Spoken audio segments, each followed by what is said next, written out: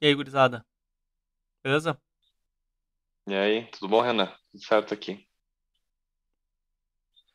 Hoje a gente vai falar um pouquinho, nosso bate-papo é sobre SAP, projetos globais e finanças, mudança para S/4HANA. Já é arquiteto global de soluções e vai falar um pouco sobre a carreira dele. Então tá, e tudo bom, Renan? Tá bom, o Renan já começou então, né? Eu sou arquiteto de soluções globais, é um nome bem legal. Então, eu trabalho numa multinacional alemã. Comecei trabalhando no Rio Grande do Sul. Eu sou gaúcho, de Porto Alegre, e trabalhava em São Leopoldo, numa das filiais da empresa. Não, eu não vou falar o nome da empresa porque eu não tenho permissão legal para falar, mas sei lá, se alguém tiver alguma dúvida maior, curiosidade, pode procurar no LinkedIn, vai encontrar, não é segredo. Então estou trabalhando já nessa empresa há 5 anos e comecei então em São Leopoldo como analista de TI, a parte de SAP na área de controladoria e finanças, né? Conhecido como FICO ou FICO. E depois de 3 anos tocando muitos projetos e suportando o SAP local do Brasil, eu movi para a Alemanha. Então, estou morando em Stuttgart e estou então com um projeto em Weimling, onde fica a matriz da empresa, essa empresa alemã, onde o objetivo é implementar o SAP S/4HANA para todas as empresas do grupo. Então, são 7 empresas, então, assim, grandes plantas fabris no mundo, uma delas é no Brasil, e mais várias outras unidades comerciais. Aí tem bem mais, então de 30 unidades, depende do porte, diversos portes. Uh, eu tenho experiência com SAP há mais de 10 anos, mas sempre trabalhei na área de FCO, sempre com essas broncas de contabilidade, controladoria, fechamento mensal. E, por fim, até eu conheci o Renan trabalhando na SAP, muito, muito tempo atrás, né, Renan? O Renan foi o meu, a gente chamava até, é o nome correto, até mentor, né? Que aí vinha até na época do He-Man, né? Não era assim, o mentor, o cara que, nome bacana, assim, tá todo e o Renan era o meu mentor na época. E depois disso a gente manteve contato, né? Eu acabei saindo da SAP muito antes do Renan.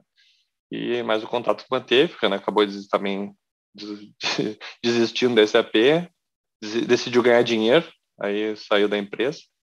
E aí estamos agora os dois fora e os dois morando na Alemanha.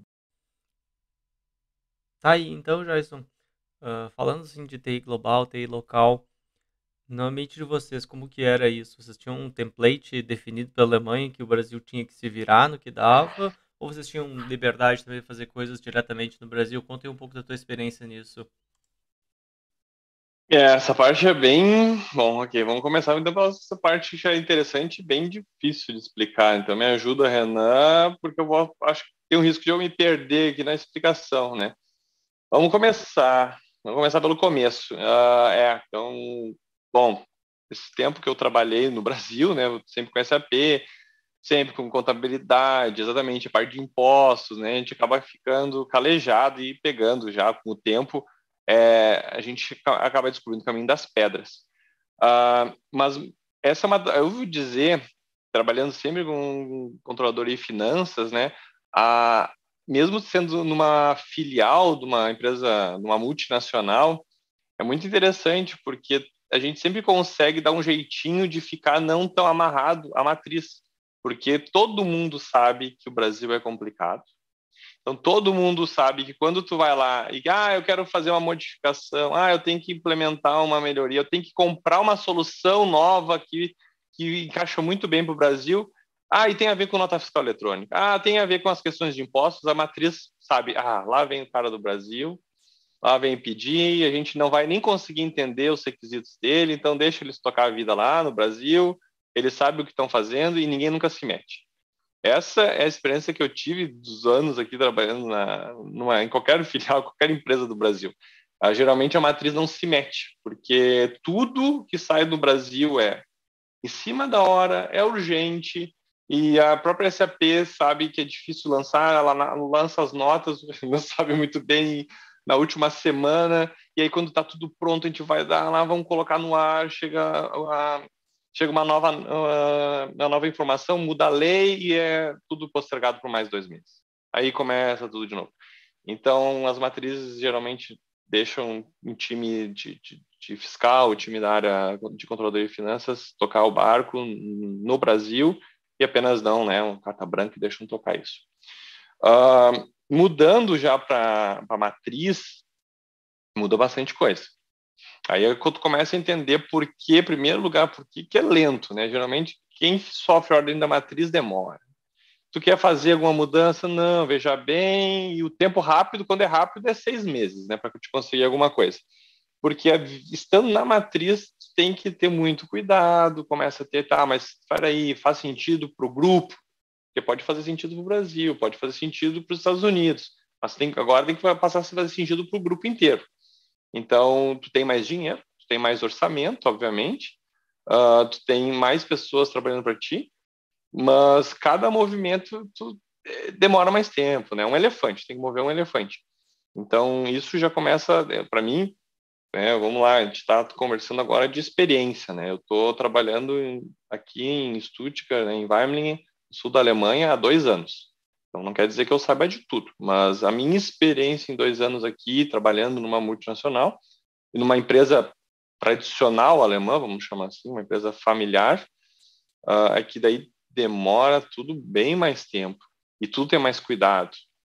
As áreas, né, os departamentos, principalmente o departamento de TI, também ele é mais inchado, tem mais pessoas, porque eles têm que também que não só suportar uma unidade, mas suportam um grupo inteiro. Isso demanda tempo, demanda dinheiro e custa também a velocidade numa entrega. Isso, de fato, assim, um dos maiores impactos que eu tenho percebido nessa mudança. E o projeto, por si só, é um projeto, claro, bem grande, é um projeto que envolve muito dinheiro e várias empresas, né? Então são vários continentes, várias línguas, várias culturas, e então tudo demora muito, muito mais para acontecer. Bom, já que entrou no assunto aí, então eu ia Claro. te perguntar como é que tem visto a diferença, assim, de fazer projeto na Alemanha, com gestão de projeto de alemães e tem um grupo todo internacional, mas baseado numa empresa alemã. O que tu tem visto, assim, que são as principais diferenças e pontos de dificuldade ou vantagens de fazer um projeto dessa? Já deve ter visto que na Alemanha as coisas se movem de uma maneira diferente do Brasil, né? Tu tem razão. Eu tenho sofrido bastante com isso. Muitas vezes eu gostaria assim, tá, temos já uma ideia da solução, então vamos colocar, vamos já começar a fazer acontecer e ver. E aí, se errar, a gente erra, mas já conserta e vamos seguir esse caminho. Muito pelo contrário, aqui é muito tempo de planejamento, né? Então a gente tem que planejar e planeja, mas eu não tenho muita certeza. Não, então espera, vamos ver melhor. De repente, se a gente for marcar uma reunião com o departamento X, que já fez uma implantação similar, a gente troca uma ideia com aquele pessoal do grupo Y. E assim, fica nesse embate até ter certeza. Até ter lá uma certeza de que tudo que já tem tudo desenhado do início ao fim, já tem data, já tem tudo programado, mas para que isso aconteça, se perde muito tempo. Acho que são questões de métodos, é questão de cultura, não sei se dizer se é certo ou errado, mas não é como eu costumava trabalhar. Eu começava assim, olha, vamos lá, a gente tem um plano, vamos tocar o plano, se der errado a gente muda, no meio do caminho a gente ajusta. O próprio Go Live, né, para mim, trabalhando de novo na área de controlador de finanças, Go Live para mim era significado de muitas horas, muitas noites virando sem dormir, aquele estresse, mas ao mesmo tempo o nervosismo, aquela tensão, mas no final a gente sempre conseguia alguma coisa. Aqui a minha experiência já é diferente. Não, mesmo Go Live, dificilmente as pessoas viram noites. Tem aquela coisa, não, tá tudo programado, meu horário é daqui até aqui, depois eu tenho que ir embora, tenho que ir pro Beer Garden, se for no verão, e ok, amanhã é um novo dia, amanhã a gente toca, continuamos. Então, assim, tudo é programado, tem tudo um planejamento, tudo devagar, mas é para acontecer. Não quer dizer que vai dar certo sempre, mas é um outro ritmo, eu vou chamar assim, é um outro ritmo bem diferente do que a gente está acostumado no Brasil. Se for verão, não esquece. Sexta-feira, verão, nossa, depois do meio-dia, eu já tive situações que eu me senti mal, assim, eu era o último no setor, assim, eu olhava, oxe, acho que eu também tenho que ir embora. Eu olhava no relógio, assim, 2 da tarde, né? Eu olhava para a janela, aquele sol bonito, que não é muito, não dura muito tempo, né, aqui. Então o pessoal aproveita o sol, vai sair, vai pegar um sol na rua, andar de bicicleta, beber uma cerveja. Então eles respeitam muito isso. Ó, e não toca no meu horário privado, eu vou trabalhar, mas eu vou tirar o meu descanso, eu vou tirar meu descanso. E a gente mistura muito isso no Brasil, né? No Brasil quando a gente, bom, no final das contas, vamos lá, tô falando em projeto. O que acontece no final de um projeto no Brasil? Tu tem no final o saldo é um monte de novos amigos e um monte de novos inimigos, né? Então tu briga, se xinga, né? Tu quebra pau com quem for, com colegas de trabalho, com consultores, faz tu go live aos trancos e barrancos e depois tem gente que tu toca o resto da vida junto, porque tu firmou uma amizade, uma relação muito boa, porque teve uma experiência muito marcante, vamos chamar assim, num projeto desse porte, e outros que tu nunca mais quer ver, né, nem pintado de ouro na tua frente. Então, o projeto no Brasil é isso, a gente é muito de emoção e acaba gerando, e mistura, né, e vira final de semana, e vira tarde da noite. Na Alemanha já não. É um projeto na Alemanha, isso também é engraçado, né? Um projeto na Alemanha, tu vai, pode se xingar. Eu já vi casos das pessoas assim, nossa, tacar os cachorros para cima, que a gente fala, xinga e fala mal do trabalho de alguém e que não tá certo e tudo mais. E eu penso, nossa, esse cara aí nunca mais, né? Eu fico pensando, se fosse eu, já nem queria sair do departamento. E aí, meia hora depois, os caras estão almoçando junto e tá tudo bem, né? Tipo, trabalho é trabalho, pessoal é pessoal. E não, ninguém mistura as coisas. É impressionante isso, chega a ser engraçado. Eles separam muito bem isso. A gente não consegue. Pois é, mas então, nesse caso, acho que uma coisa que deve estranhar, ou a gente deve sentir falta como consultor do Brasil, é comer pizza de noite, porque isso é a atividade mais comum que tem no projeto no Brasil, né? É, já- pior que é verdade, né? Mas isso é uma coisa que eu confesso que eu até tô com saudade. É verdade que não é tanto assim, mas nos projetos do Brasil tá aquele teleentrega, né? Vai a pizza, vai o X, né? Né? Para quem não, tem muita gente que te escuta e não é, te assiste, não é do Sul, mas o X do Brasil é bem diferente do resto do Brasil, é muito diferente do Rio Grande do Sul, né? Então, aí X e pizza vai bastante. Então acho que aqui a gente tem uma deixa boa para falar da outra parte, do choque de cultura, das diferenças de processo de negócio do Brasil e da Alemanha. Quando tu chega aqui, tu começa a ver que tem funcionalidades da SAP que tu nunca tinha usado, como a cobrança e impressa e declaração de cliente, estado de conta de cliente, todas as coisas impressas via carta, são coisas que nunca tinha usado no Brasil e aqui são normais.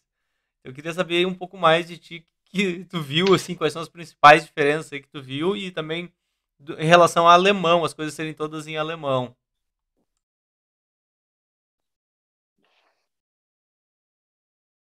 Ah, esse parte é uma grande, é um baque, né? Um dos choques que a gente sente quando chega aqui, é bem isso. Vou dizer assim, começo, né? Começo de conversa, eu vou dizer que em relação ao sistema, engraçado, quando a gente vem para a Alemanha, eu não sabia falar, falei zero de alemão, hoje eu falo quase nada, mas é mais do que o zero. É mais engraçado quando tu começa a aprender a língua, é que tu começa, em primeiro lugar, a entender o nome das tabelas do SAP, né? Aí as tabelas começam a fazer sentido. Oh, mas é por isso que a tabela e o campo. Não é porque antes disso é um monte de letra misturada, nunca a gente tem ideia de como e por que fizeram daquele jeito. Aí tu começa a estudar a língua, tu vê, olha, então tá. Aí estando na Alemanha, obviamente, para eles tudo é óbvio, né? Porque óbvio, para eles os caras já a língua mãe deles, então é muito mais fácil. Isso é engraçado também. Aí depois começa a ver essas transações malucas que Nossa, boa parte delas, boa parte das transações de FI, principalmente, standard, que um monte de report, né, que tem no FI que a gente nunca usa. Ó, e aí um monte de relatório, que um resumo de cliente, exatamente. E aí já vem pronto com muitas delas com layout para imprimir e já sair para. Só falta enviar automático, né? Enviar a carta não envia porque não tem integração com o sistema de correios, que eu saiba, por standard, o Deutsche Post, mas é o que falta mesmo, porque tem um monte de relatório engraçado que eu não fazia ideia. E eles pedem, não, eu uso o report XYZ. Mas o que é isso? Eu vou lá e executo. Nossa, é um daqueles lá que está no menu que eu nunca fiz ideia de para que servir. Pensei que fosse alguma coisa obsoleta dos anos 80 lá, que a SAP não tinha aposentado por, sei lá, rodava em alguma outra empresa muito antiga, mas não, roda em quase todas as empresas da Alemanha, especificando esses reportes manuais. Acho que outra coisa curiosa são aqueles reportes SALR, alguma coisa que tem no sistema. Isso aí. Oi, é bastante. Eu vou dizer assim, é um dos primeiros pontos que quando a gente começou a fazer, né, o projeto aqui, quando foi no levantamento, né, a gente usa um pouco uma metodologia um pouco diferente, esses chamados de métodos ágeis, mas a gente teve tipo um blueprint no início. E aí, dos pontos mais levantados na época, na parte de finanças, foi os reportes, né? Ah, eu uso isso aqui para informar cliente, o tipo de envio, e aí, por consequência, né, a gente está falando na saída dos documentos para fora, aí que eu também me dei por conta, acostumado já no Brasil, com um boleto, nota fiscal eletrônica, aí tu chega aqui, tá, peraí, como é que, se não tem nota fiscal eletrônica, como é que funciona? Ah, não, a gente recebe as cartas aqui, as notas, né, notas fiscais, né, as invoices, elas chegam aqui por correio. Eu disse, cara, por correio? Sim, é por correio. Agora a gente está, então, no projeto, a gente está buscando uma solução super moderna para fazer OCR, né, leitura dos documentos e fazer, né, scan dos documentos, digitalizar, reconhecimento de texto. Eu disse, poxa, eu pensei que lá reclamando do Brasil, e aqui a gente chega nesse ponto que aí começa dando alguns passos para trás, né? Não dá vários passos para trás. Vamos lá, me explica. Não, a gente recebe as cartas, os fornecedores enviam a invoice, e aí como é que paga? Tem um boleto? Tem alguma coisa do tipo? Não, a gente faz uma transferência bancária. E aí, lá do outro lado, o cara tem que reconhecer lá no extrato bancário dele que o dinheiro entrou. E se não paga? Tem o CSPC? Não, não tem. A gente manda mais uma carta e fica negociando. Então, assim, não existe data de vencimento num depósito bancário, né? Então, fica todo mundo, cada empresa cuida do seu lado e no final até a roda gira. Porque, não sei, o alemão, né, é mais organizado que o brasileiro, não sei, mas funciona. Mas, nossa, é um choque tremendo entre esses métodos de pagamento Brasil e Alemanha. Ah, eu acho que aí nesses casos tem umas outras coisas que a gente não tá acostumado de Brasil, que parece meio estranho. Tipo, no Brasil, entrada de fatura é um negócio de MM. E aqui é diferente. Isso aí, Então, isso aí. aqui é accounts payable, é contas a pagar. Então, o lançamento da Miro lá das faturas é coisa de FCO. Isso não é Cara, comigo. exatamente, exatamente. Isso foi uma coisa, bom, eu sou responsável pela parte do FCO, e aí, bem nesse ponto, quando a gente começou a discutir o assunto da invoice, e aí a invoice entra e tal, não, mas e captura e faz a miro, e eu disse, tá, mas isso não é comigo. Isso aí deixa o pessoal lá de MM, outra área, não, isso aí não é comigo essa parte aqui. Não, mas onde é que vai ficar? Eu disse, cara, não é FCO. Sim, isso é FCO. Ah, como é que se chama? Eu ia falar, eu me esqueci até em português, como é que fala as GR e R lá, que é os das invoice em trânsito? Como é que fala, Renan? Goods Receipt, Tá, Invoice mas é Receipt. EM em português? É, mas em português a EM. Ah, EMF, isso aí, a Z. Lá no Brasil a gente tem a EMF, ou aqui GR e R. Ah, e aí não, tudo no contas a pagar, e depois disso tem a entrada, Miro, Migo, e eu disse, não, peraí, isso aqui não é comigo, eu nunca precisei fazer isso. Sempre tinha um colega lá de MM me ajudando. Eu disse, não, aqui é só puramente contas a pagar. Eu disse, puxa, eu tive que, realmente, essa parte eu tive que dar uma revisada, porque eu não estava acostumado a lidar com isso. Nem sei mais o que os caras do MM fazem, poxa, os caras mais faziam era isso lá no Brasil, e aqui cai tudo na conta do cara de FI. Tem umas outras coisas aí de projeto também que são meio engraçado, meio estranho, tipo do Tex Code. Quando a gente tá falando de Tex Code, aqui o cara tem um Tex Code, 3 Tex Code para venda doméstica. E aí, quando a gente vai falar de Brasil, que o Tex Code nem é importante, ele nem determina a alíquota de imposto, sai uma confusão. Acho que tu já deve ter chegado na discussão de Tex Code. Sim, que é tão simples. É tão simples aqui, né? Cara, por isso que os caras entendem assim, por que eles não conseguem entender o Brasil? Porque aqui é tão simples a parte de tax code, a parametrização, né? É 2, 3 tabelas, meia dúzia de alíquota, ali arruma por país e tá pronto. E ali aplica o cálculo e tá feito. Aí não, é impossível, é simplesmente impossível explicar a complexidade que é do Brasil. E quando tu tenta explicar, mesmo se eu considero, acho que eu não teria condições de explicar do zero para alguém, eles desistem no meio, porque eles, nossa, não, é melhor pagar um consultor lá que conhece o assunto do Brasil, que é o que tu fazia, né? No início, não era no Brasil? Vou pagar o Renan lá no Brasil, que entende, que faz o negócio certo, porque é muito mais seguro. Nossa, a complexidade fiscal do Brasil é inexplicável. É um negócio assim que por isso que o Brasil é famoso por isso, né? E outra coisa que todo mundo sabe, se é o consultor que já participou de um projeto no Brasil de implementação, né, do começo ao fim, ele tem um selo, né? Ele fica marcado e ganha pontinhos no mercado, porque ele sabe, olha, se o cara conseguiu implementar um sistema no Brasil, incluindo a parte fiscal, né, que seria o cara de FICO, ele consegue implementar em qualquer país. Na Europa, fichinha, e outros países dizem, é claro, tem Índia, né, que também Rússia, são os países mais complexos, mas não chega a ser mais difícil. Então, é um desafio do mesmo nível. Acaba sendo capaz de encarar outros até mais complexos. É uma posição diferente. Bom, já se tu É. tá fazendo aí um projeto global de implementação de S4HANA, queria ver o que tu tem visto aí, as principais diferenças, as principais melhorias que tu tá vendo Não vi. para FI dentro do S4HANA. O que tu acha que consegue adicionar mais valor para o negócio? O que vocês estão vendo, ou também que são peculiaridades, coisas específicas do cenário da empresa que tu está implementando? Assim, na parte de FI, eu confesso que é uma empresa tem poucas peculiaridades na parte de FI. Então, a gente vê melhorias de release para release, e eu concordo contigo. Hoje, cada ano, no nível que está hoje, cada release ele acaba sendo decisivo para um projeto. Foi o que acabou acontecendo. Atualmente, a gente está nesse ponto de discussão. Para você ter uma ideia, a gente começou o projeto, quando iniciou ele em 2019, existia, então a gente começou em 2019, metade de 2019, então estava ainda na 1809.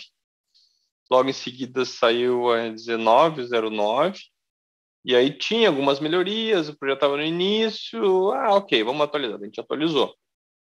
Então o projeto realmente engrenou, então ele foi todo configurado na versão 1909. Ano passado, né, saiu a versão 2020, e quando saiu 2020, existia, a gente olhou, começou a vir uma série de melhorias, realmente, assim, não só em FCO, mas de diversos, acho que todos os módulos, todas as áreas acabaram tendo benefícios. Inclusive, daí veio essa discussão, olha, tem coisas aqui que são essenciais para o negócio da empresa, que trazem benefícios, e que se a gente não colocar, não atualizar o ERP, o S4HANA para o 2020, a gente vai ter que acabar desenvolvendo soluções customizadas. Aparentemente, a gente não vai conseguir atualizar, não vai ter esse tempo hábil, porque uma atualização de versão requer uma série de outros testes, imagina retestar tudo que já foi feito. Então, acho que a gente não vai conseguir. E aí vai ter que colocar isso, digamos assim, manter alguns processos, alguns vão ter que ser desenvolvidos soluções paliativas, até então, depois do Go Live, conseguir colocar a 2020. Se tivermos sorte, na verdade, é 2021, essa é a ideia. Então, né, ano que vem, em 2022, implementar a versão 2021, dependendo do período, quem sabe colocar a versão 2022. Então, assim, voltando à tua pergunta, né, em FI, a gente viu poucos benefícios, confesso, porque o processo é muito simples. Então, é muito básico. não requer, não, é um volume pequeno, é uma empresa que tem um negócio muito, muito peculiar, então ela acaba não tendo um grande volume de invoice ou de contas a pagar e receber. Mas na parte de controladoria, a parte de CO, nossa, cada ano assim é um passo gigante, toda a parte nova, né, de tá mudando de a gente usava o Costing Based, tá migrando para Count Based, então é todo ele integrado por contas contábeis e a parte então de análise que vem depois, que é inclusive fiores novos, CDS views que a gente chama analytics, embedded analytics. Nossa, a gente tem um passo gigante em cada release, inclusive do 2020, que é o que a gente não tem, já nós temos uma lista assim de benefícios. Então, assim que a gente conseguir uma janela para isso, a gente vai atualizar. Em CO, assim, é difícil de eu conseguir dizer o que não é igual, porque é uma grande, grande, grande mudança. Por isso, até uma das grandes perdas é não poder atualizar para o 2020 antes do Go Live. Outra coisa, Jason, comenta então um pouco também sobre como tem sido a experiência de usar o Fiori, quais são os primeiros feedbacks assim sobre fazer um projeto de S4HANA e agora tem que usar Fiori para várias coisas que antes era BAPDIM para o Clássica.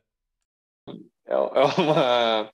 Cara, eu não posso negar, é uma tecnologia promissora. Eu acho que a SAP finalmente está conseguindo mover, né, o sistema para tecnologia móvel, para quem quer usar num tablet, quem quer usar no celular, quem quer usar onde for. Então, isso é legal. É bonito, também é bonito, tem que admitir. Finalmente tem os shards lá, tem cores e coisas que então que mas, basicamente, hoje, tá? Eu vou dizer, digamos, eu vou repetir, inclusive, a gente está falando de experiência. Então, a minha experiência o projeto, inclusive, eu estou apoiando isso. Todo mundo está aprendendo junto, inclusive a consultoria, tá? Então, aceitamos isso, paciência, né? A consultoria também não existe gente que no mercado que conheça tudo, porque tudo é novo, então, ok. Vamos cá, vamos aprender junto. Vamos pagar para eles, mas estão ganhando dinheiro para aprender junto com a gente. E aí, então, durante esse aprendizado, a gente chega assim: qual é a diretriz? Vamos usar Fiori sempre que der. Vamos puxar. Então, cada vez que tem um requisito, vamos ver o que tem no Fiori e aí vamos tentar substituir as transações clássicas por Fiores. E é algo que a gente está usando. Em CO, né, e na controladoria, eu posso garantir assim, a gente tem usado muito. É muita coisa, porque a área da controladoria está acostumada a fazer muitas análises, né, principalmente na virada do mês, de fechamento, mas também faz do decorrer, e aí brinca, né? Então, eles muito usavam antes o Excel. No Fiori, no Analytics e tudo mais que traz junto, a gente pode executa o relatório e começa a brincar com os números, né? É como se fosse uma tabela dinâmica, só que é dentro do SAP. Eu costumo dizer, é uma tabela dinâmica. Então, se a gente sabe usar a tabela dinâmica no Excel, você vai acabar usando diretamente nos aplicativos do Fiori. Então, isso é legal. Isso é muito bacana. E aí tu veja, monta, salva os layouts, depois eu viro só pressiona meia dúzia de botão e o relatório está pronto. Então, para fins de relatório, a mostrar, vamos dizer assim, até para depois mostrar para um chefe, né, para um diretor, criar esse é um dos monitores, né, dos dashboards, é legal. Isso vende, né? Eu acho que até isso é uma das coisas. Vende, porque tu vai fazer uma apresentação comercial, tu mostra isso, os caras que estão lá olhando a apresentação comercial é quem compra, quem tem a grana, não é o cara que está lá na ponta fazendo, né, dando entrada em documento. Então, isso é legal, vende. Mas, agora, eu vou falar o que eu penso estando no lugar da pessoa da operação. Não serve para nada. Porque, no fim das contas, quem usa o SAP de uma forma repetitiva, vou fazer, né, vou dar entrada em documento, eu vou fazer um post aqui, eu preciso da entrada em nota, da entrada em invoice, acaba continuando no lado do SAP tradicional, porque ele é mais rápido, né? A gente acaba desculpa, se acostumando. Pode o usuário ele usa o tab, né? Vai trocando o tab no teclado, vai trocando os campos e vai preenchendo rapidinho, enter e tal. E isso, nada disso tem no Fiori. O Fiori ele é baseado na web, ele é até muito orientado para touchscreen. Então, assim, ele é mais lento. É bonito, é legal, enche os olhos, mas para dar entrada num documento, vou fazer um amigo, uma Miro via Fiori, vou fazer um amigo, uma Miro via transações tradicionais, a transação tradicional vai ser muito mais rápida. Então, acho que tem prós e contras, tem que saber usar, tem que saber, acho que é muito interessante, é uma coisa que a gente está em discussão agora, tem que saber usar os dois, porque depois a empresa tem que decidir o que, que ela vai querer e para que situações ela vai usar o Fiori, que situações ela vai usar o RP tradicional. E a outra agora que a gente está no ponto assim, quando tem os dois, a gente vai manter os dois? A minha ideia até era assim, sim, por que não, né? Vamos, quanto mais melhor, azar, cada um escolhe, cada um vai ser livre para escolher o que achar melhor. Mas tem a questão da manutenção. Afinal de contas, né, se a gente for usar duas transações diferentes para o mesmo caminho, para a mesma finalidade, depois, quando der um problema, é mais difícil de descobrir o erro, é mais difícil de manter essa solução. Porque agora no Fiori, tá algum problema, mas já testou na solução tradicional, dá o mesmo erro, reproduz o erro aí para mim, deixa eu dar uma olhada. É mais chato. Então a gente está num ponto de avaliar o que vale a pena. E o Fiori, indo para o lado do Fiore, além disso, não é só Fiore. Agora, Renato, tu pode até me ajudar se de repente falar besteira aqui, mas tu tem o Design Studio, putz, esse eu acho que é o nome, né? Ele é a tecnologia que ele usa é Design Studio, acho que é.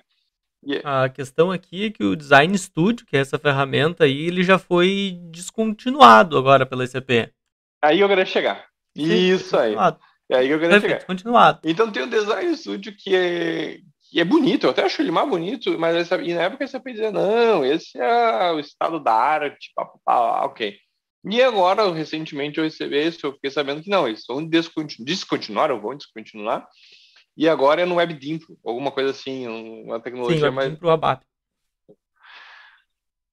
E aí, poxa, peraí, esse é SAP, né? Tá vendendo, ontem era nossa, é o futuro. Aí tu vai lá, investe grana, coloca. Aí amanhã, não, pensa bem, veja bem, a gente não estava muito certo disso. Não é mais legal. Isso aqui tu pode desconsiderar, vamos colocar uma nova tecnologia e tu tem que reaprender. E ela é bem diferente. Eu confesso que eu ainda acho o Design Studio mais bonito, mas o WebDimple ele acaba sendo entre o clássico RP e o Fiore. Ele tem uma tela um pouco mais sóbria, vamos chamar assim, ele tem mais flexibilidade para fazer melhorias, fazer desenvolvimentos e tudo mais.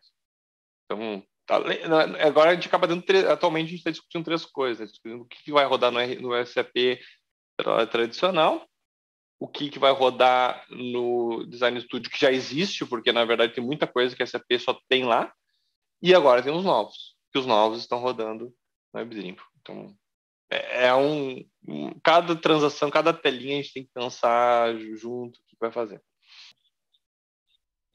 Acho que uma diferença legal para falar é, por exemplo, antes tu era TI local lá no Brasil, tipo, com a subcontratação lá, com a emissão de nota de entrada, e agora é global, então tem que pensar como funciona esse processo em outros países, e se eu fizer uma configuração aqui, eu tenho que ver se ela não tem impacto em outros lugares, isso é bem diferente daí. Pois é exatamente, é isso que eu tenho encarado. E uma coisa que eu tenho visto de diferente, né, num projeto estando na matriz e um projeto estando na filial, porque na filial tu está pensando em ti. E é isso, esse é teu mundo. Agora começa, tá, mas espera aí, vamos lá. E se quem usar tiver um problema? E aí quando tu cria uma tabela Z, um campo novo, tu tem que habilitar ele em dois ou até mais lugares. Então, tudo fica mais difícil de fazer manutenção e cada melhoria futura tem que ficar pensando sempre em manter em dois ou mais lugares. E pode chegar um ponto que tu vai concluir que, opa, peraí, essa nova melhoria só cabe nessa transação antiga, na nova, de repente não é compatível, ou vice-versa, né? Então, é um dilema. Assim, eu trabalho com TI há muito tempo, mas eu sempre fiquei muito perto da área de negócio. Sempre gostei de apoiar a área de negócio. Então, no meu ponto de vista, eu consigo entender também que eu quero dar a possibilidade para a ponta lá, para quem usa, dar essa livre escolha. Olha, eu vou te apresentar as duas soluções e tu escolhe o que é melhor. Mas, como tu falou, para o ponto para a TI, né, não é o caminho. Não é o caminho. Eles querem minimizar o esforço, simplificar. Acho que isso que o SAP também bate muito forte nessa tecla, né, de simplificar isso. Às vezes a SAP não simplifica, sinceramente, mas a ideia é simplificar. Pois é, bem isso, né? Antes eu só pedia, né? Exatamente. Eu só pedia, vem me dá. E aí, quando diziam não, tu ainda pelo menos tu ainda dizia, olha, eu até fiz aqui, pedi para os caras disseram não. E aí tu dizia e voltava pro lado do negócio e dizia, olha, eles negaram, vamos fazer um jeitinho. E aí todo mundo entendia, e até eu ficava bem no final, né? Olha, o Jason tentou, não deu, ele está agora aqui com a gente vamos fazer um bem bolado aqui para resolver esse problema internamente. Agora mudou. Agora Agora tu me diz é não. bem, é isso aí. Eu recebo aquelas demandas. Em primeiro lugar, né? Eu tenho que entender, eu vou dizer, isso é um dos problemas já, né? Porque tu tem que entender requisitos do mundo todo. E eu vou te dizer que só o fato de estar na Europa já são um monte, já é uma série de países e cada um tem suas peculiaridades. Então, assim, na Europa, só que, convenhamos, né? O Brasil, o tamanho do Brasil é qual o tamanho da Europa e todo mundo a mesma lei, pelo menos uma língua. Agora, aqui, a cada meia dúzia de quilômetros, a gente tem um país novo, uma língua nova, uma legislação nova. Então, tem muitos requerimentos que daí, primeiro tem que analisar. Puxa, isso aqui é standard ou não é standard? Aí começa, então, mas eles querem melhorar um processo de débito automático. Puxa, mas como é que faz débito automático na Espanha? E começar a entender. Para aí fazer um citar, isso aqui que estão propondo é uma prática de mercado? Não sei. Então tudo é mais demorado. Deu coisa, poxa, por isso que é demorado, né? Porque alguém tem que te explicar, tem que ser convencido, outros têm que convencer para depois, então entendi. Agora que eu entendi, agora que tu já gastou todo o teu tempo para me explicar o problema, vamos discutir o problema para ver se faz sentido o que tu está pedindo. Então, é bem mais demorado, obviamente. E aí, peraí, se a gente mexer isso aqui, não vai impactar os outros países que estão usando o mesmo sistema? Então, daí começa a ficar cada vez mais exigente, e no final aí é muito mais confortável, na dúvida, dizer não, não dá, não vai dar para fazer isso aqui. Aí acabou o assunto, todo mundo, né, é muito mais confortável para quem está atualmente do meu lado, vamos chamar assim, né, do lado da matriz. Então, dizer não não tem risco, né, é confortável e é rápido. Não gosto, confesso que eu não gosto de dizer não, então tento ali entender, porque, poxa, você está pedindo alguma coisa, tem um motivo. Mas não é fácil, isso que a gente está falando da Europa, né? Aí quando vem outros países, por exemplo, eu tive a gente está falando, né, como é que funciona na Europa? A gente está agora com a solução de fazer leitura, né, OCR e tal, uh, das cartas, né, das invoices que chegam por correio. Então, a invoice chega, tem um departamento que escaneia os documentos, joga numa pasta lá na rede, que depois importa para o sistema, e o sistema faz essa leitura do OCR. Né, digitaliza e faz a captura das palavras, né, converte isso em palavras. Tudo bem, legal, funciona, aparentemente está funcionando. Então veio um requerimento da China. Espera aí, essa solução que vocês querem global é compatível com o alfabeto chinês? Putz, não sei. Sei lá, como é que eu vou saber? Aí, poxa, volta lá pro fornecedor e discute, né? E como é que faz, tá.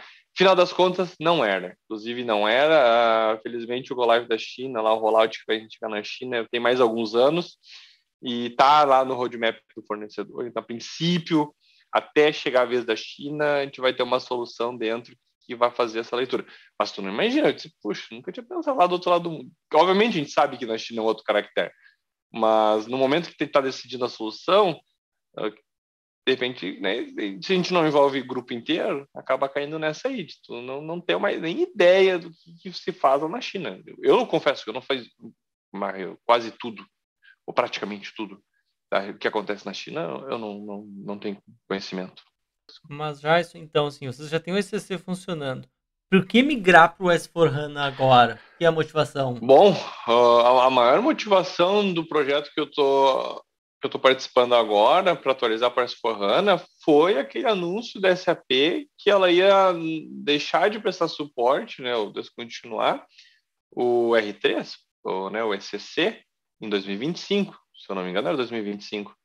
E as empresas, né, aconteceu uma debandada, desesperadamente, as consultorias estavam super felizes, né, porque era rollout atrás de rollout, conversão e tudo que é projeto, e a SAP se deu conta. Quer dizer, pressão dos fornecedores, tu imagina pegar as grandes, né, multinacionais, mega empresas, tão com um elefante, né, dentro de casa, e aí para te atualizar. Então ela cedeu, e aí agora é 2030, né? Se eu não estou enganado, é 2030. Então, E do que vocês têm hoje, o S/4HANA é muito diferente? diferentes. Bom, mas isso é uma coisa que mudou minha visão, né? Visão de filial e visão de, vou dizer bem sério assim, como é que funciona atualmente, né? No grupo que eu trabalho, então, cada unidade, Fabril, né, das 7 empresas do grupo, cada unidade tem o seu próprio RP. Então, isso é muito confortável para quem está na filial, porque tem um RP, tem tudo uma equipe de TI, tem base, tem servidor, tudo localizado, com algumas interfaces junto para a matriz, mas basicamente é um sistema independente. Aí, então, foi se discutido isso muito, amor. Eu fico imaginando, né? Só se colocar no lugar de um gestor, do dono da empresa. Por que eu estou pagando essa manutenção, né? Pagando um monte de coisa. Vamos juntar tudo, colocar num lugar só, e esse lugar só todo mundo vai acessar. E esse é também das motivações para isso, né? Custo, obviamente, e padronização. Então a gente fez isso. A gente então está implementando o S/4HANA na matriz e todas as outras empresas vão acessar o mesmo sistema. Aí veio uma segunda discussão. Vamos falar de um sistema só ou de dois? Onde vamos separar aquelas plantas fabris, que tem um negócio diferente, que é a produção, né? A parte PP, todo o planejamento de produção, todo o relacionamento com fornecedores, materiais, e jogar num outro RP as unidades de vendas, né, as comerciais, aquelas que basicamente compram o produto e vendem, não tem processo produtivo, basicamente. Vamos separar isso. Isso eu estava já na época no Brasil e eu pensava, nossa, não faz sentido, vamos colocar todo mundo junto, é mais legal, né? Um projeto só, um projeto bem grande, a gente acaba conhecendo tudo e de ponta a ponta, é legal. Agora, hoje, né, nesse meio tempo eu acabei mudando para cá e na minha visão hoje eu diria, olha, a decisão tomada foi colocar num único RP, então a gente está implementando tudo no mesmo RP, mas eu não tenho minhas dúvidas agora, se eu pudesse voltar atrás, eu não colocaria em dois, porque um RP só, colocando tipos de negócio diferentes, dá bastante problema. E agora eu vou falar principalmente em FCO, porque FCO não tem muita segregação, então o processo em si, né, como a gente sabe, tipo de documento, né, todas as chaves de post, de lançamento contábil, é tudo um só.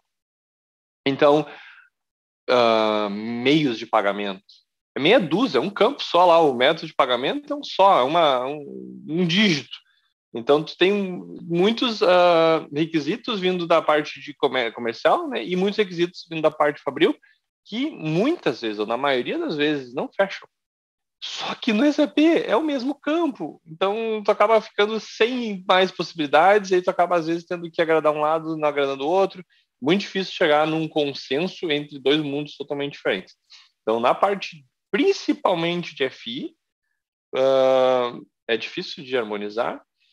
Na parte de CO, é legal harmonizar, mas acaba muitas coisas não fazendo muito sentido, porque a parte de custeio de uma planta fabril é muito diferente do custeio de uma revenda. Então, é muito mais complexo numa fábrica, obviamente, o custo, né, todo o planejamento de produção, a explosão do custo é uma coisa muito mais essencial e precisa de uma equipe e de uma informação mais analítica do que uma revenda. Então, tendo um RP só para as duas coisas, acaba deixando a gente em situações desconfortáveis, vamos chamar assim, e às vezes a solução é uma que não é perfeita para um, ou não é perfeita para os dois, ou a gente acaba chegando, né, num meio termo, mas Ruim para todos. Que não é. Isso aí. Mas é um dos desafios que eu vi aqui, né, trabalhando na matriz, que obviamente, na visão do cliente, na visão do dono, do diretor, né, do CEO, ele quer tudo num lugar só, ele quer apertar um botão e é sonho de todo mundo, né? Eu quero apertar um reporte aqui, eu aperto o botão e sai tudo aqui, brilha nos olhos e me dá o número final. E para chegar até lá é um caminho muito longo. Tá, e eu já isso tem uma coisa que acontece eventualmente no projeto global, que é a discussão do plano de contas. O pessoal global não quer botar a conta de imposto do Brasil, não querem que seja mexido no plano de contas deles, ou eles querem que seja explodido em mais Nossa. contas. Fala aí como é que está sendo essa É. discussão toda aí do lado de vocês, e o que tu tem visto nesse sentido. É. Bom, obviamente, né, vamos lá, a gente nunca conversou sobre isso. E tu já tocou no assunto, assim, né? Parece que tu sabia, mas é bem isso que aconteceu. Então, tem um plano de conta só, e é um plano, imagina o tamanho do plano de contas, né? Então, assim, é um plano de contas que, se tu perguntar de novo, é um plano unificado? A resposta é sim, é um plano de contas unificado. Mas, olhando ele no detalhe, são dois planos de conta. Né? Basicamente é um plano só, mas o cara, né, tem uma meia dúzia de contas voltadas para um tipo de negócio e outro meia dúzia de contas voltadas para um outro tipo de negócio. Porque harmonizar isso é uma tarefa quase impossível. Tem cada tipo de negócio vai ter exigências diferentes, então não não é possível harmonizar. E agora voltando para a minha experiência, a empresa é muito voltada, muito dependente do plano de contas. Isso é um problema. Muitas empresas, muitos projetos que eu participei de implantação de SAP, eu me lembro que eu passei por isso, porque eram sistemas muito antigos, e aí passaram por SAP, e nesses sistemas muito antigos, a base é contábil. O SAP também foi criado, né, com essa base contábil, mas onde o contador lá da empresa era o cara que dominava tudo, então ele queria tudo em contas contábeis de alguma forma. E agora eu estou lembrando isso, eu estou passando por um processo similar, porque o ideal é tu usar cada vez menos contas contábeis e deixar a parte analítica no módulo responsável por isso. Mas eu quero um relatório dos materiais. Eu não preciso ter uma conta contábil para cada material. Eu tenho uma conta contábil, meia dúzia de contas para estoque. Eu quero saber o material por material, eu vou rodar um relatório específico para isso no módulo respectivo, não na contabilidade. Então, no plano de contas, a gente também sofreu com isso, porque a controladoria e a contabilidade também querem saber muito no detalhe. Para ter uma ideia, agora semana eu passei por uma situação dessa. A gente está discutindo o plano de contas, a gente está usando qual o risco de falar errado? É a Ariba que fala, né? Cada alemão fala, é o Ariba, né? Mas o alemão fala meio esquisito esse lance. Então, a gente tem também estamos implantando ele, é bem interessante, uma solução, acho que está ainda em desenvolvimento, tem muita coisa para melhorar, mas ela existe, a SAP está, inclusive, investindo bastante grana nisso. E aí, dentre as listas do que a gente pode comprar, por exemplo, tocar no açúcar, balão. Ok, balão, tá, balão. Poxa, balão, sei lá, uma despesa de marketing, de ponto. Não, cara, queria uma conta contábil para o balão, uma conta separada quando o balão é da departamento de marketing, que é um balão para o uso da empresa, é uma conta, mas se é um balão para os funcionários estarem celebrando o negócio aqui dentro da empresa, é uma outra conta. E aí chegaram ao ponto de começar, mas eu posso botar uma conta por cor? Porra, não. Aí não, né? Aí, né, Aí cara, não isso aqui, dá, né? não, de verdade. Aí eu disse, não, não, peraí. Tá brincando, né? Não, porque daí pode ser que. Então, assim, eles querem detalhes. Não, mas isso aqui não é aqui. Não é conta contábil que tu vai buscar essa informação. Tu vai ver depois lá por, sei lá, pedido de compra, ou por, sei lá, tem mil cultura, né? Essa é a questão também, não é só, o SAP não é culpado por isso. Esse eu costumo dizer, o grande desafio da implantação do SAP não é o SAP. O SAP não é santo, a gente sabe. Mas a cultura da empresa, mudar isso de desapegar, não, calma, não precisa ter nas contas contábeis outras informações, tu vai ter em outros lugares. Mas tu tem que acreditar, vai funcionar. Calma aí que tu vai chegar e vai obter as informações. E em relação à mudança e à cultura, como tem Sim. sido o projeto? Sim, isso é a parte de cultura, né? Eu tenho uma decepção, né? Todos os projetos que eu participei sempre muito falavam de change management, change management. Eu nunca vi um projeto que tenha de uma forma efetiva isso. A gente coloca, geralmente é isso. Isso, é bem isso, assim, cara, não sei quantas, eu não sei quantas vezes eu vi, eu posso contar numa mão, vezes que eu vi essa posição, uma área no projeto responsável por isso, e nenhuma das vezes, das poucas que eu vi, nenhuma delas ela foi efetiva. Então começa, no meio do caminho desistem, e aí tá esse sistema aí, vamos implantar, e o pessoal vai se adaptar ao RP. É sempre assim. Não, o SAP sabe, né? O SAP ele tem as best practices lá, as melhores práticas, e todo mundo usa, então a minha empresa vai se adaptar a isso e vai funcionar.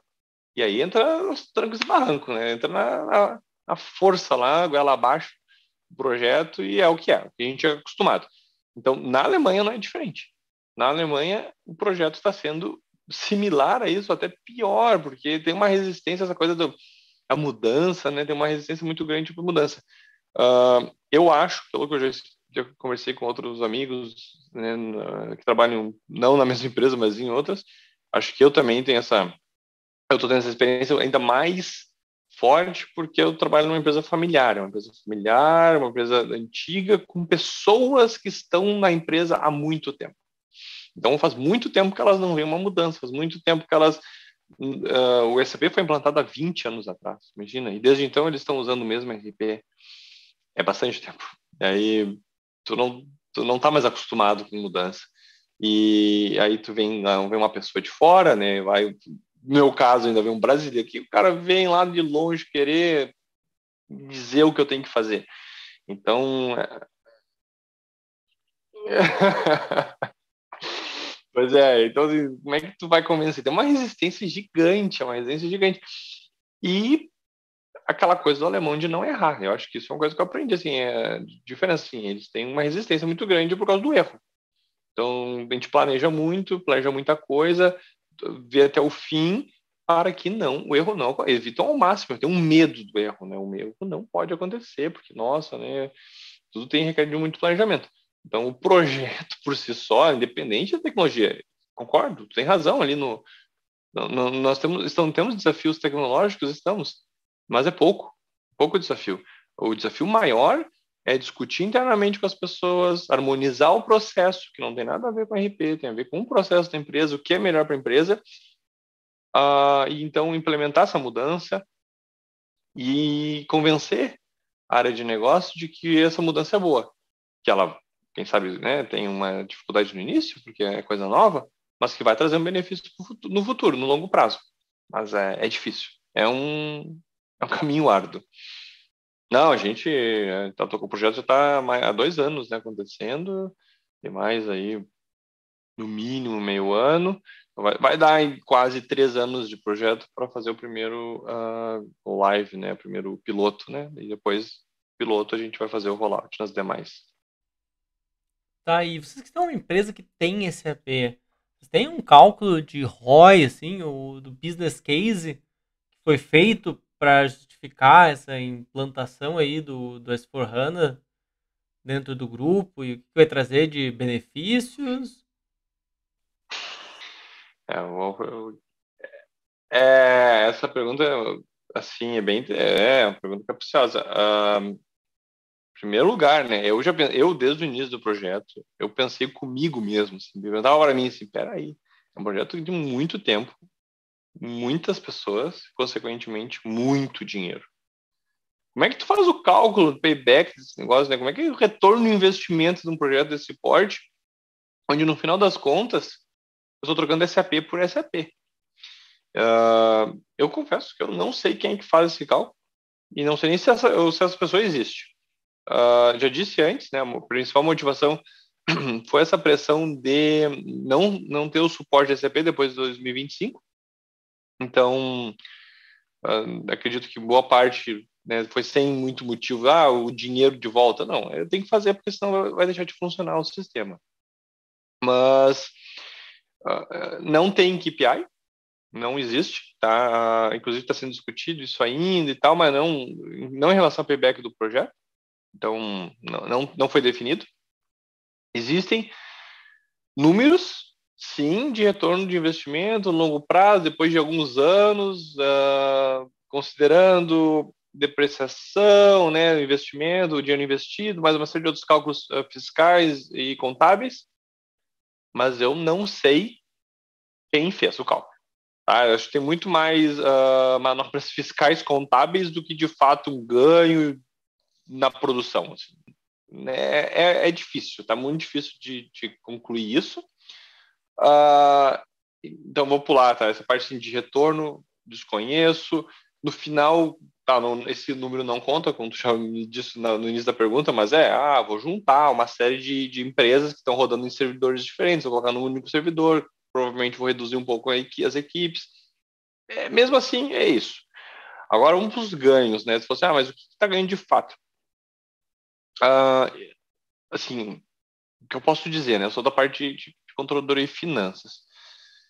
Finanças, ganhos pequenos, vou chamar assim, coisas que aos poucos, né, cada release vai melhorando, mas não que eu justificasse o investimento do S/4HANA, mas já falado, controladoria, grandes ganhos, assim, grandes mudanças nesse novo conceito de baseado na contabilidade, né, o account-based, combinado com os fiores, combinado com, então, essa parte que eu não comentei, que é a parte de planejamento de orçamento, né, do cálculo orçamentário da empresa do próximo ano, até planejamento para os próximos 5 anos. Isso tudo está sendo feito, a gente vai usar o tal do SAC, que é uma nova solução da SAP também, que ela integra com o S/4HANA. Isso é tudo novo e funciona muito legal, muito bem. E a terceira parte, combinado, são três coisas. Então, a gente vai ter o S/4HANA na controladoria, o SEC na parte de planejamento. SAP Analytics Cloud. E isso aí. SAP Analytics Cloud. E, é verdade, né? Porque eu falo tanto as siglas que aí, mas é bom deixar bem claro aqui do que a gente está falando. É o serviço de atendimento ao consumidor. Podia ser no saque, exatamente. E combinado com, então, o BI novo, né? Que aí tem uma parte que a gente tem rodar, a gente está agora em discussão. O que é o BI, né? Hoje, porque essa SAP sempre vem, não, é tudo rápido, tudo em memory, tudo, tu aperta o botão, sai, pum, relatório, não precisa mais rodar um monte de horas. Então, por que eu vou ter o BI? Mas tem coisas que vão ter que acabar ficando no BI de qualquer forma. Então, o combinado dessas três soluções fica muito legal. Assim, a gente está desenhando, tá no final do desenho, a gente está agora testando algumas coisas, praticamente, né, o conceito já está praticamente pronto, e a gente vê umas. É bem bacana, assim, acaba tirando muito. Hoje é muito processo manual, exporta, importa, mexe, calcula, lança. A gente vai conseguir fazer tudo, se der certo, né? Tudo usando as ferramentas standard e tudo integrado, né? Uma integração não é nativo, porque são tecnologias diferentes, mas existem, né, conectores já standard dentro do SAP para fazer a integração.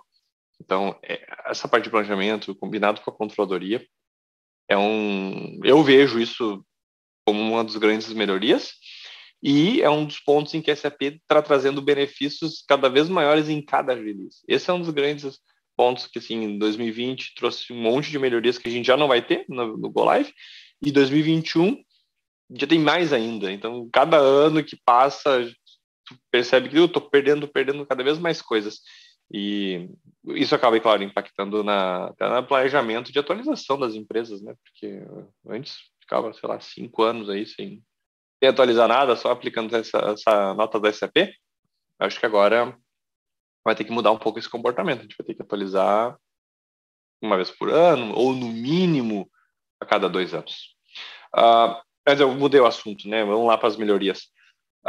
Na parte de PP, desculpa, eu fui conversando com os colegas, não sei, é verdade, né?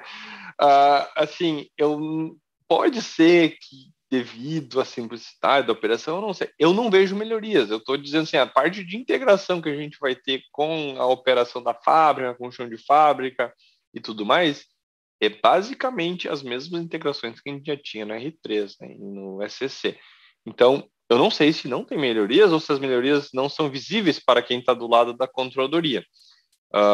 Vai ter Fiori App, vai ter, né, tu vai fazer apontamento no tablet, vai ter um monte de coisa desse tipo. Mas lá no fundo, o core é igual.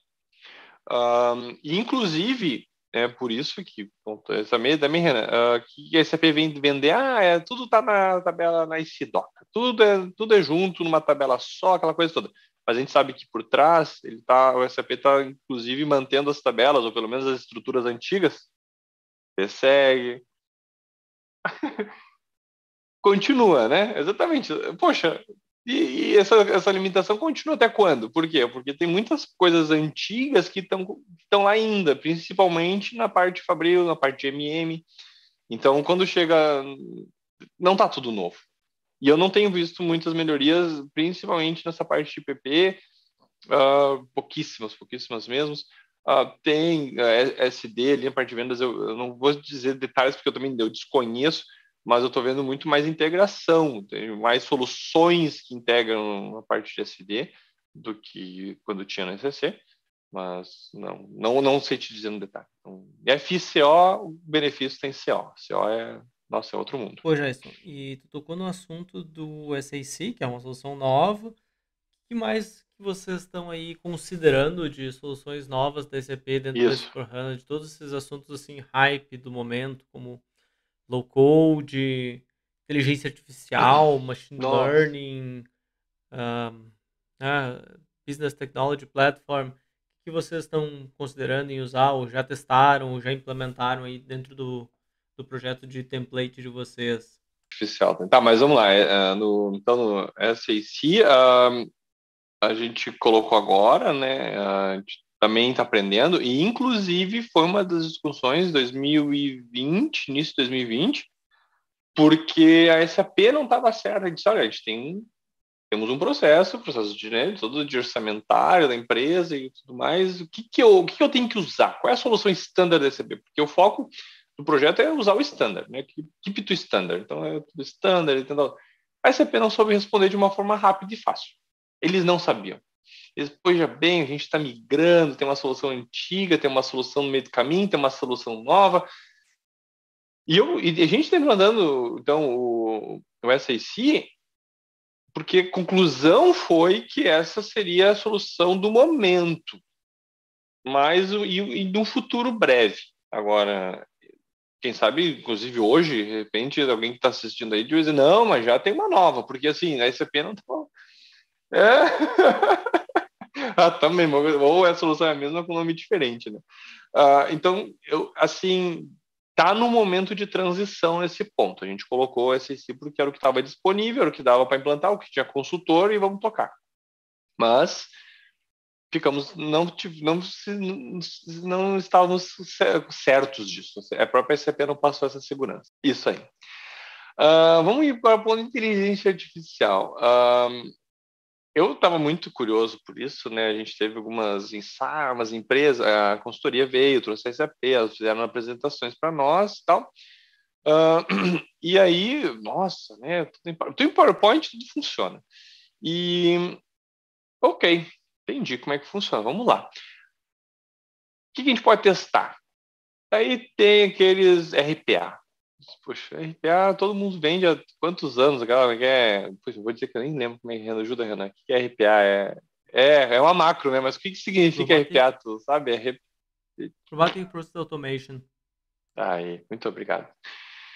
Não é nada de inteligência, né? Meu lugar. Eu falei que ia falar de inteligência artificial, nem a proposta, é coisas repetitivas. Não achamos nenhum business case, deixa quieto. Aí, então, a gente foi para fazer a compensação a gente falou do GR, conciliação do GRR, lá nas entradas das MIGO e MIRO. Isso tem inteligência artificial. Legal, vamos lá, vamos fazer isso aqui. Só que aí a gente não. Vou dizer assim, a gente comprou a licença teste lá, né? A gente até negociou, a gente vai acabar implantando isso. O problema é o seguinte, tá? Eu quero colocar. Como é que funciona? Não, tu tem que implementar a solução, tem que comprar, né? Obviamente tem que comprar, tu tem que ter a cloud, isso funciona na cloud da SAP, então tem que ter lá já configurada a cloud da SAP, tem que comprar licença, é um novo método de cobrança, né? A SAP ela cobra por utilização ali, né? Então tu vai pagar uma taxa por transação, vamos chamar assim. E ok, e aí como é que a gente configura isso? Não, tu cria umas regras e basicamente a cloud vai fazer a conciliação para ti. E com o decorrer do tempo, ela vai começar a ter uma essa tal da inteligência, ela vai procurar por assim, padrões e vai te sugerir regras novas para fazer essas compensações automáticas que com o decorrer do tempo vai fazer tudo automático, porque tudo aquilo que tu começa a fazer manual, as exceções, ela vai interpretar isso, vai criar regras e vai fazer com o tempo tudo virar automático. Legal. Vamos lá então. Vamos botar isso aí no ar. Como é que eu faço? O vendedor vem e fala assim, ó, assim, que a machine learning, né, para funcionar, ela tem que ter o learning, e o learning tem que ser com base num histórico. Eu disse, tá, mas eu estou fazendo uma implantação nova da SAP. Veja bem, né? Então, tu vai ter que colocar os documentos como um teste aí no teu ambiente de teste. Negocia, vai, discussão vem, discussão vai. Aí eu disse, olha, eu posso fazer um upload de, sei lá, uma macro, alguma coisa que faz um monte de post lá no meu ambiente de qualidade. Pode. Compramos uma solução, implantamos a solução, chegou na hora de colocar os documentos, não vai funcionar. Daí você dizer aquilo que eles falaram não estava funcionando, não ia dar muito certo. Resumo da história, a gente teve que terminamos a configuração toda da parte de inteligência, tá lá esperando o Go Live. Ele só vai poder funcionar, ou o teste integrado, né? Ele só vai poder funcionar, ou melhor, a gente vai ligar ele quando tiver dados. Só que para ter dados eu preciso fazer uma grande movimentação, um teste integrado, pode ser lá um pouquinho antes do Go Live, ou só depois do Go Live. Então, fica preparado aí. Dica para quem for comprar coisa de machine learning, esse negócio, só depois do Go Live. Não vale a pena gastar dinheiro numa implantação do zero, porque não tem dados para a máquina aprender. Eu acho assim que eu vou te dizer uma consideração para quem for de novo fazer um projeto do SAP, né? Principalmente agora, tudo S4HANA, tem muito projeto vindo. É os cuidados de sempre, né?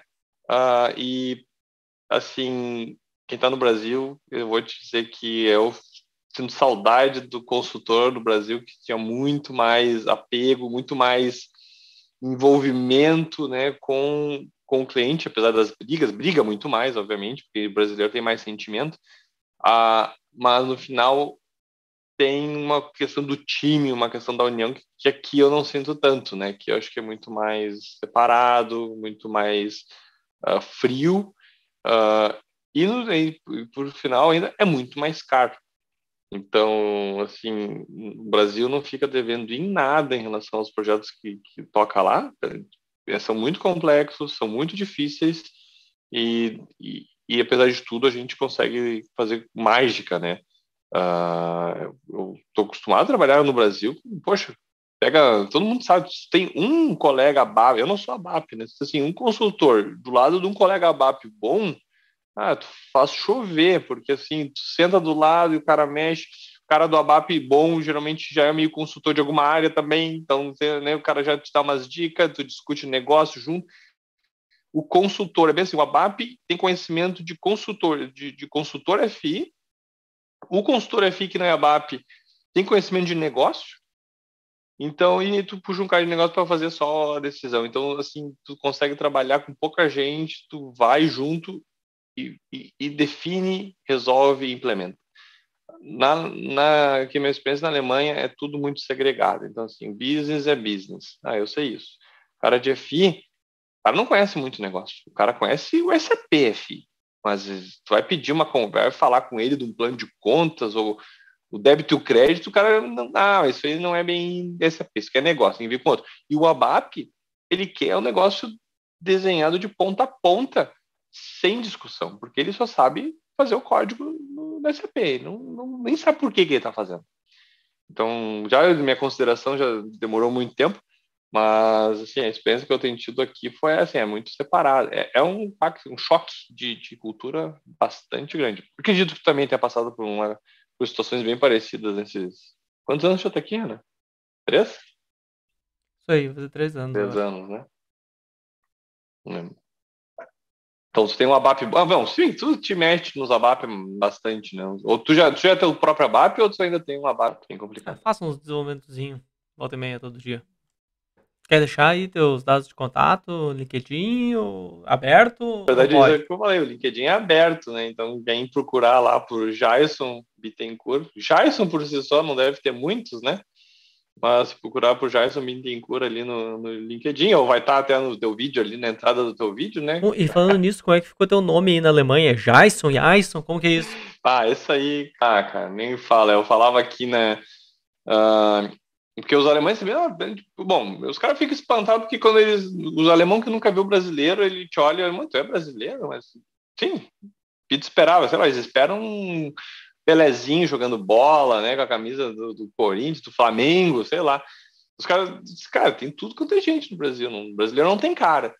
Daí, tá, mas esse nome é brasileiro? Eu disse, poxa, não é brasileiro. Esse nome é um nome inventado, sei lá, cara. Então, meu pai. Então, daí, mas. E aí começa, não, mas e como é que fala? Daí o problema ainda pior aqui na Alemanha, porque daí o J não tem o som do J, né?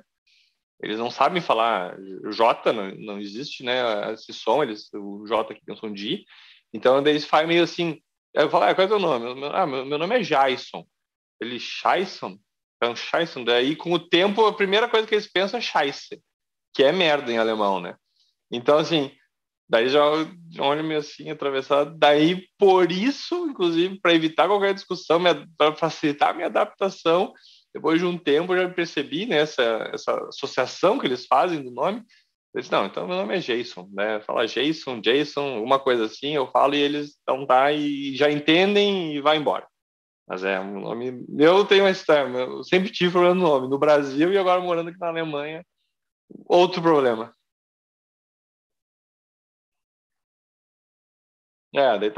Daí tá fácil, né? Pois é, mas me mandaram para Alemanha, não pra... Isso, na Alemanha seria Jason, exatamente. Não, então tá, é isso aí, Renan. Não, nenhuma outra consideração, essa minha consideração já durou muito tempo.